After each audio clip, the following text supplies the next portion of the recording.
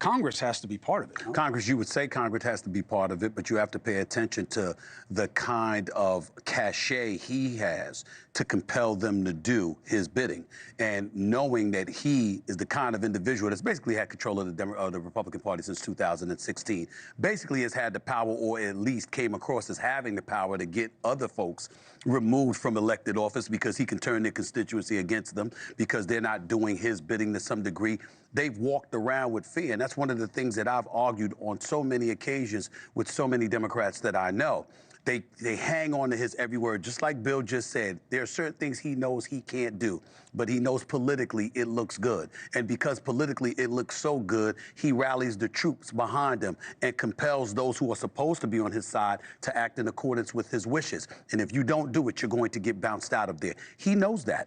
And as a result, they were always fearful of going against him, even when he was out of office, when he was in Mar-a-Lago and Joe Biden was in the presidency. How many times did we see one Republican after another walk around looking like deer in headlights, scared out of their you-know-what, to utter a negative syllable about this man? Why? Because they knew it would get themselves in trouble.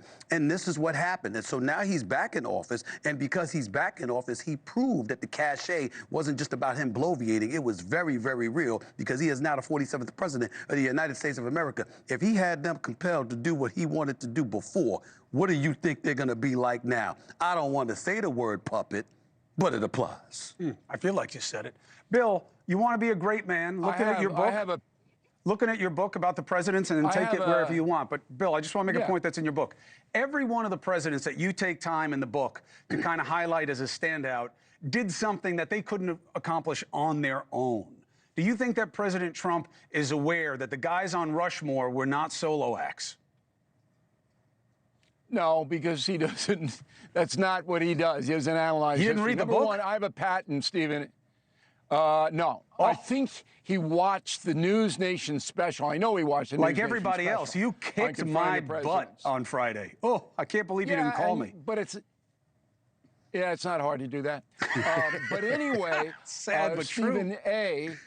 Yes, sir. I have a patent on the word bloviate, by the way. So every time you use it, I get a quarter. Okay. Well, I'll give you $1.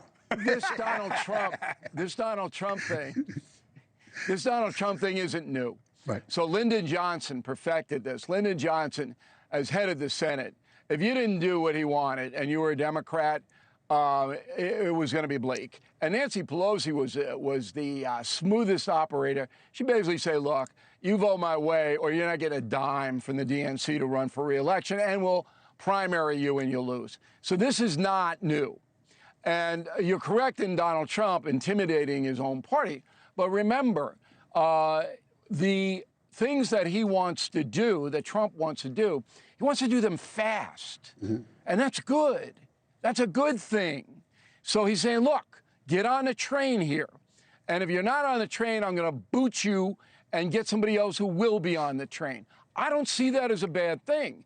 As long as the legislation, like the Lake and Riley bill that passed yesterday, and 12 Democratic senators voted for it, and the loons who didn't vote for it, boy, I mean, it's stunning. So you think it's okay for a foreign national to be arrested for a crime and not be turned over to the immigration authorities?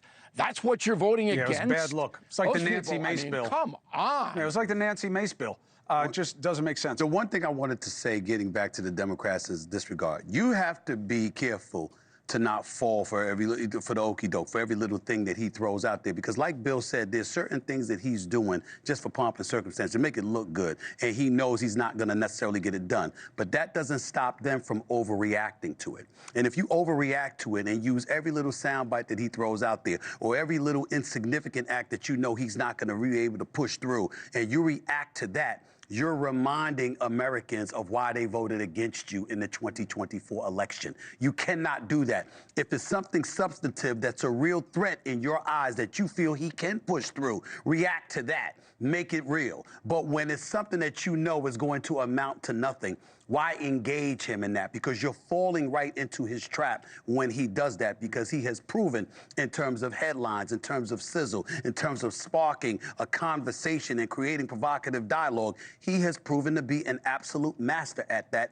to his advantage more so than theirs. They have to make sure that doesn't happen to them. Hey, thanks for watching. Go to joinnn.com to find NewsNation on your screen. And don't forget, click the red subscribe button below to get more of NewsNation's fact-driven, unbiased coverage.